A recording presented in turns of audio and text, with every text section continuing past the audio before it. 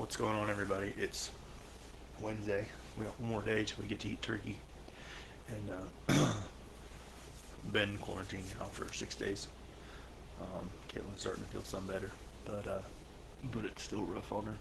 So continue to pray for her and her family that none of the rest of us get sick.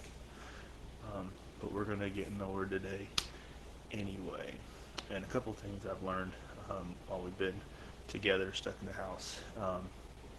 Is to kind of love each other through all kinds of circumstances. So usually we're not on top of each other for this many days in a row, and so we get in the way and we get agitated with each other. We're all kind of aggravated, kids and adults alike, with being on top of each other and not being able to get out of the house. And so, um, we're loving each other through those circumstances, rather than getting aggravated or upset. And so that's been a blessing. But we'll get in the Word today, and we're going to be in 1 Corinthians chapter 13, uh, verse 4. And it says, "Love is patient and kind. Love does not envy or boast and is not arrogant." Um, so, love is patient, love is kind. Um, and the love of God and the love of our neighbor is to be patient towards all. Again, like I said, our patience in this house right now is wearing kind of thin. But if we are to love each other, we need to be patient with each other. And so, um, in every step toward overcoming evil with good, um, is kind. Love is kind. Love is soft, and love is mild. It inspires those who are suffering, with the most sweetness and the most fervent and tender affection. So when people are grieving or hurting or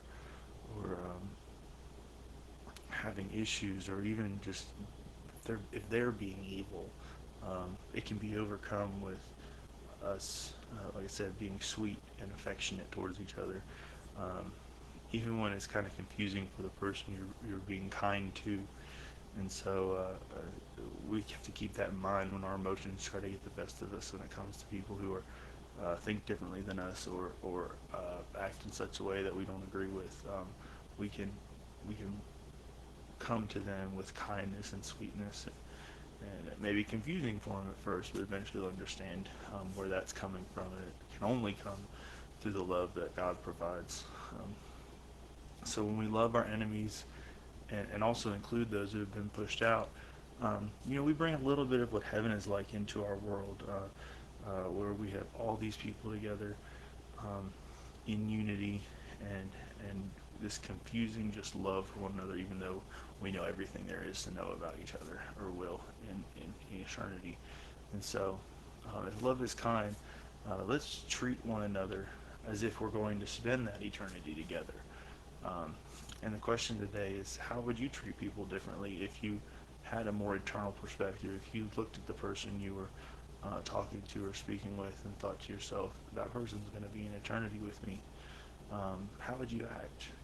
Because uh, uh, it's different. It's different when you have an eternal perspective of what's on the other side of this world. Um, but anyway, that's all I've got for you today. Listen, always, always, always remember two things. I love you. God loves you too. Thank you for letting me share. Peace.